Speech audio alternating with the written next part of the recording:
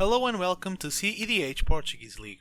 We are a group of Commander players that are promoting and organizing cEDH tournaments in Portugal.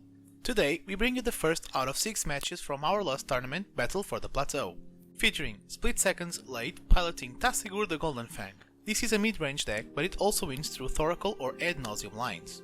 Rui also piloting Tasigur the Golden Fang, but Rui's Tasigur is more of a control deck, using a lot of interaction cards to slow down its opponents and winning also through Thoracle lines as well. Bruno playing Thrasios Vial Smasher. This is a deck that seeks to outvalue its opponents by drawing a lot of cards and wins through infinite mana lines and draw its entire deck with Thrasios. Agostinho piloting Birgi, God of Storytelling. This is a proactive storm deck that aims to use its commander as a storm engine. Birgi allows the deck to chain multiple spells in one turn, using her as ritual, and the deck wins with Etherflux Reservoir. Late kept his first hand with a Rejuvenating Spring and an Overgrown Tomb for lands, a Mox Diamond for ramp, a Rising Study for card advantage, a Cyclonic Rift and an Ocean Thief for interaction, and a Vampiric Tutor.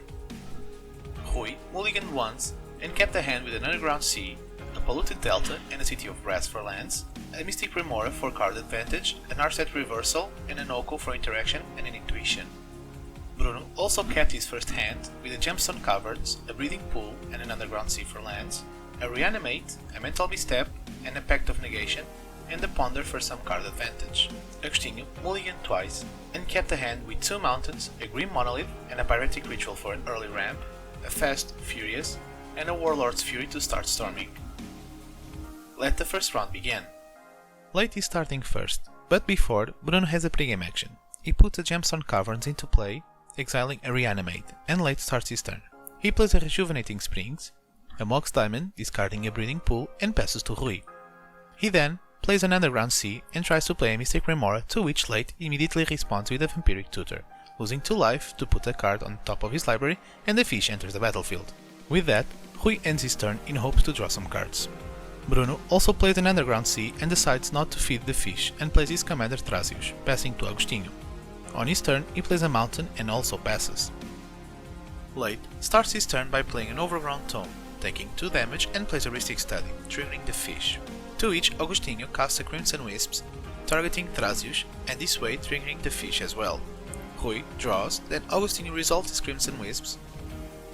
Rui draws again, and the Ristic Study enters the battlefield, and Late ends his turn this way. At the beginning of Rui's upkeep, the fish triggers, and Rui pays 1 for the cumulative upkeep. On his main phase, he plays a Polluted Delta and decides not to do anything and discards onto 7 and passes to Bruno. On his turn, he moves straight to combat, sending his Thrasios at Late, dealing 1 damage.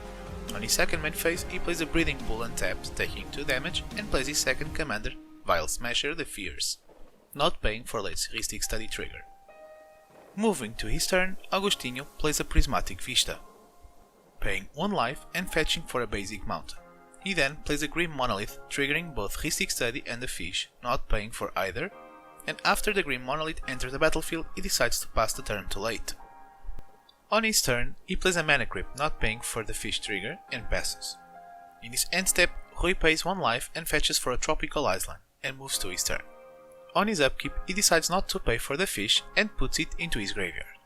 On his main phase, Rui plays a Reflecting Pool and a Chrome Mox, paying for the Ristic Study, and exiles an Intuition. After that, he plays an Oko, not paying for the Ristic Studies trigger.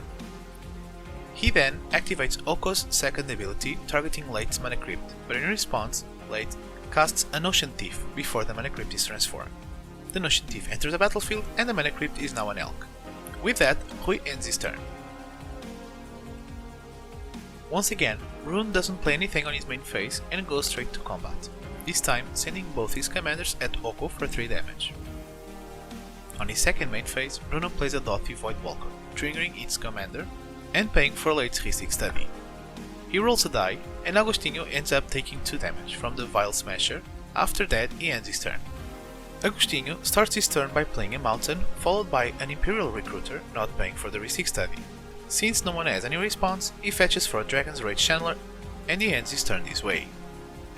On his main phase, Late plays a Gemstone Caverns and moves straight to combat, sending his Elk and his Ocean Thief at Rui for 6 damage, and ends his turn. Rui plays a City of Brass, and after some consideration he decides to transform Daughty into an Elk and move the turn to Bruno. saving some mana for interaction.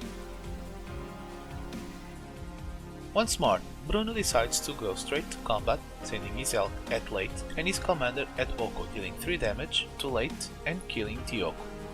After that, he passes the turn.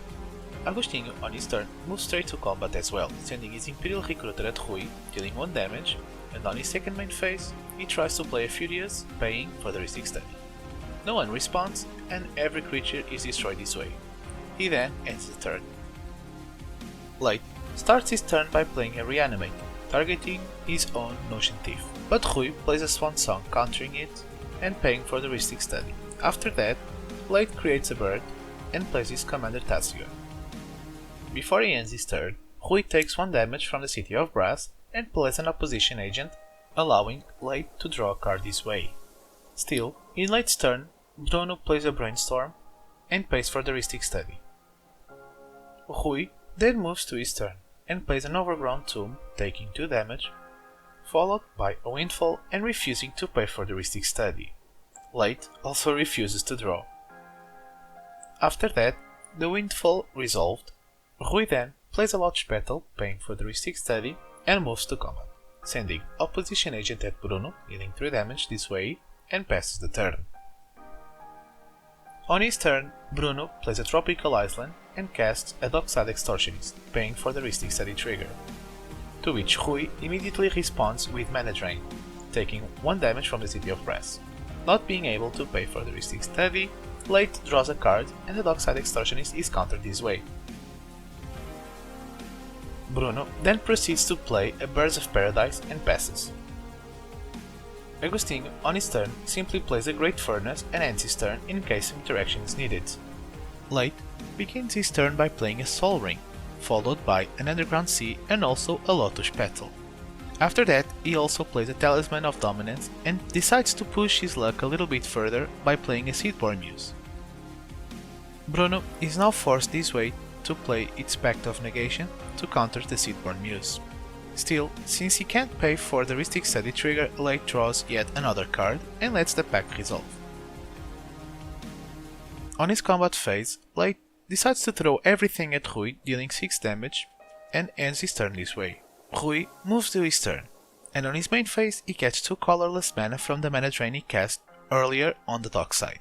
He then plays a Bloodstained Mire and casts a Demonic Tutor, paying for the Ristic Study. After that, he plays an Eldritch Evolution, sacrificing his Opposition Agent, again paying for the Ristic Study. The rest of the table discuss if he is going to fetch for his own Seedborn Muse, but Rui fetches for a Thassa's Oracle instead. Since it enters the battlefield, he retains priority on the trigger and casts his Demonic Consultation, exiling all his deck. When the trigger resolves, he has no cards on his deck and wins the game. GG.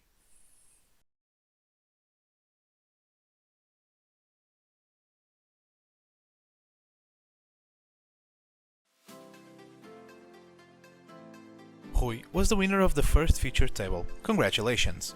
Next week we'll have round 2 featuring Gambas piloting Cole, Player Not Connected piloting Kenrith, Animux piloting Jesk and Timna, and Francisco piloting Croxa, so stay tuned for the next round. You can always be a part of our community and enter our tournaments by joining our Discord channel, linked in the description below, or by following us on Facebook and Instagram. If you like our content, you can always support us by hitting the like button and subscribing. See you in the next one. We would like to thank the SplitSecond for the partnership and Renadvir for providing us the place to run our tournaments. Thank you very much and we hope you enjoy.